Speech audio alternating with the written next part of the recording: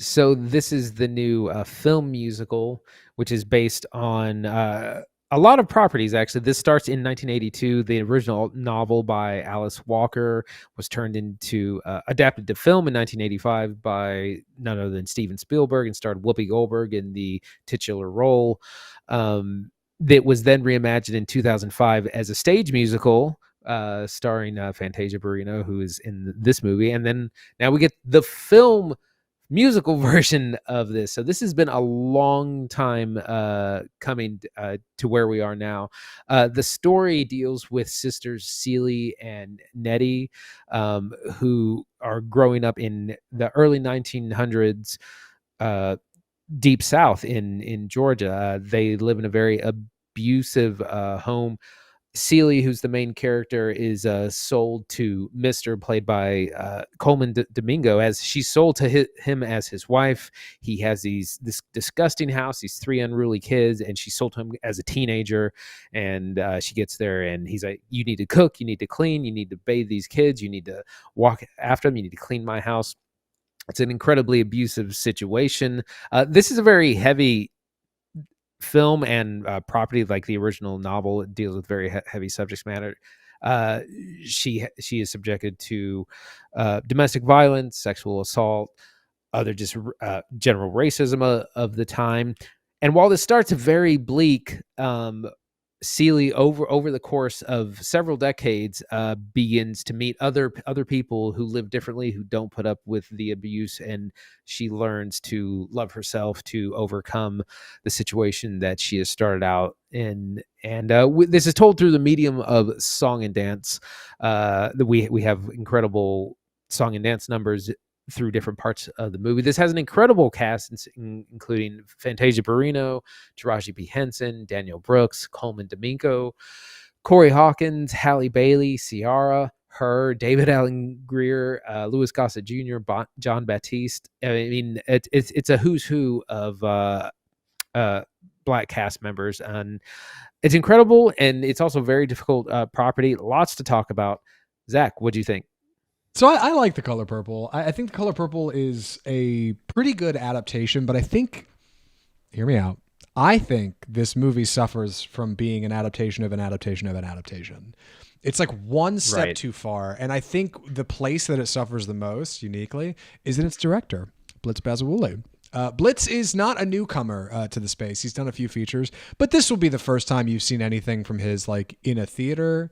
You probably can't name any other features he's done off the top of his head, but I know he worked with Beyonce on a lot of her work. And so when Spielberg and Oprah were looking to produce a new adaptation of The Color Purple based on the play, they found him. Spielberg said, "I didn't think there's anybody else to do it." He also has some musical work of his own. They thought he was perfect for it, and I totally see that. But I think some of the camera work is just a little basic in a story that is so nuanced and is so full and spans decades that I was not familiar with. I had not seen the movie. I've not read the book. I haven't seen the play. This is my first swing at The Color Purple, so I do want to talk about that. I think with a text so rich, I wish they had a bit more finesse on the control. Tragically, I did see Spielberg's West Side Story. Let me phrase that. I'm glad I saw West Side Story. What I'm about to say is, tragically, I saw Spielberg's name attached to this as a producer. I thought it'd have a bit more flash. I thought it'd have a bit more pizzazz. And those come out in the trailer. You see a lot of those shots. But when you actually watch the film, it ends up with a lot of long take stuff where our actors are doing big play scenes, which are tremendous, but simple and sometimes understated. And I wanted it to just reach a little higher. I want to talk about what I like, though, because I think the story of what's here, like the text of Color Purple, brilliant. No notes, dude. This movie's really rad. Just the way it's put together is a little odd. Yeah. So one of my big issues is I think I don't like this as a musical. Like, I was much more interested when people weren't doing the song and dance.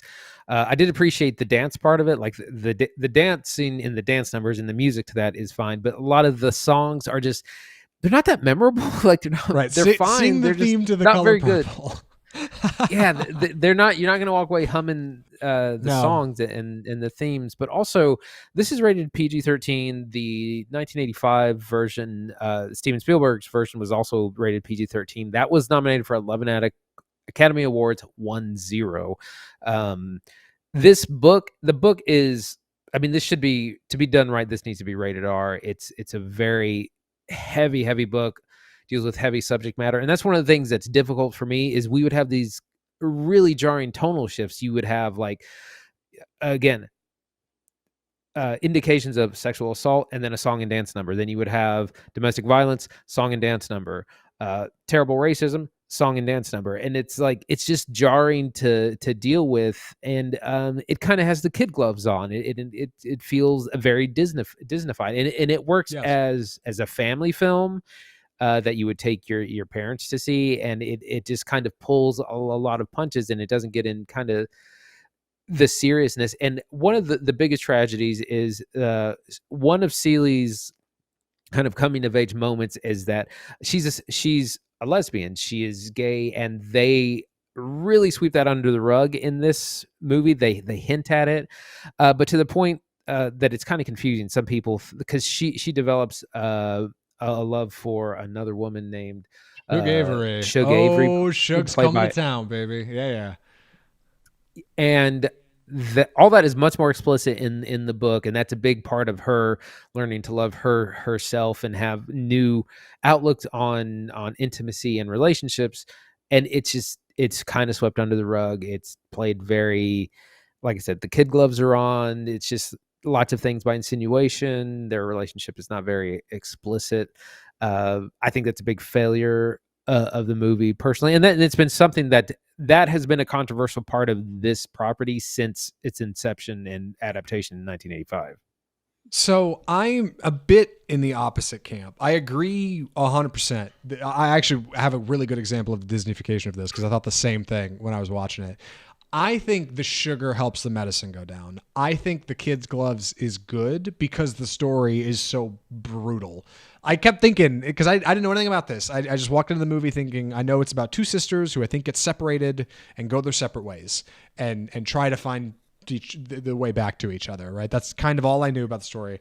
And then I get in there and it keeps doing this thing where like something horrific will happen on screen. Coleman Domingo will punch Fantasia Barrino in the face, and it'll be like 8 years later, and it'll just cut to like and then not 9 years later, 5 years after this, like it'll just cut from like these horrific situations to like, and then a decade goes by, and it's like any other movie would have stopped right there. We got to deal with domestic abuse. We have to deal with this problem, that problem.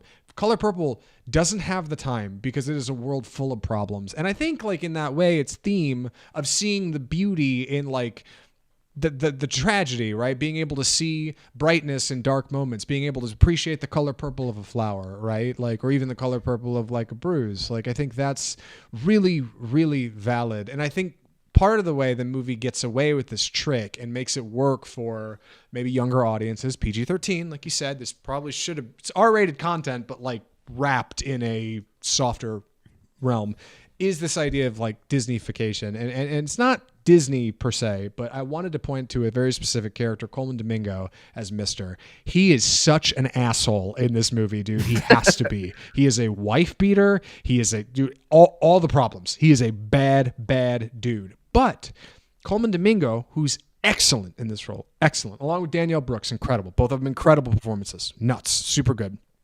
He's played like Captain Hook. He's played like a Disney villain. Like he's like goofy in his moments, and he'll like have pratfalls, and he's like drinking, and somebody wakes him up. Oh, what? Like he's like this goofy dude. And then when he like smacks Fantasia, it's really bad. But then when she confronts him, he completely gives her the space to do it. I kept waiting for him to stand up and flip a table. I kept waiting for him to stand up and punch her in the mouth. Nope, doesn't do it. Nope, he like gives her the moment, and it's like, that doesn't really work for that dude. But this guy also has his father, who's a bad dude, and he's got a son played by Corey Hawkins, Harpo, who's great, who thinks this of him. And he ends up being this character who's tragic in his own way. He used to be an artist, and he wanted to be a free spirit. He plays music, and all that's been squashed down. And he ends up being a guy who has character at the end of the film in his own way. But they sugarcoat him, kind of. You sugarcoated a wife beater, and it kind of works for the movie, but like it doesn't.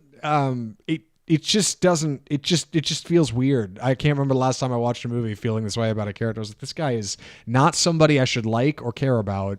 But they make him. The play makes him, I think, a pivotal point because More he's that in the palatable for book. sure. Yeah, it's this like third adaptation problem. Like it's been passed down through enough hands and passed through enough audiences that this is like the most palatable version of this horrific dude. And the movie has to do that, but I don't think it's bad. Like I do think it's good, and I think it makes it unique. Like I didn't mind it, but boy, it's interesting. I wanted to talk about our cast. Fantasia Barrino, who first found fame through she was like the third winner of American Idol, and she has played this role on Broadway for many years. So she's the perfect cast for this. In addition to having a fantastic voice, she has to do major acting. I was really impressed with her in this lead role because there is almost it's probably about 50-50 of as far as song and dance versus just regular acting, and she does just so much with her face. Like she is such a scared person, rightly so, in the first half of the movie, and you see when as she starts to change in a character, it's in her mannerisms, how she carries herself, and it's incredible performance. Taraji P. Henson's a standout as the jazz singer Shug Avery, and who Celie has a relationship. Danielle Brooks, who I had heard a lot about before even seeing this as a character, Sophia, who's again one of these women who isn't going to put up with domestic abuse and isn't going to put up with several things, and it kind of inspires change in Celie. Coleman Domingo, of course, as the terrible Mister. I mean, you're gonna hate this guy. I mean, really plays the villain incredibly well. Makes you hate this character so much. And again, a huge other cast, but those are the kind of the standouts. Yeah, like fantastic cast all around. Again, big dance numbers, great sets.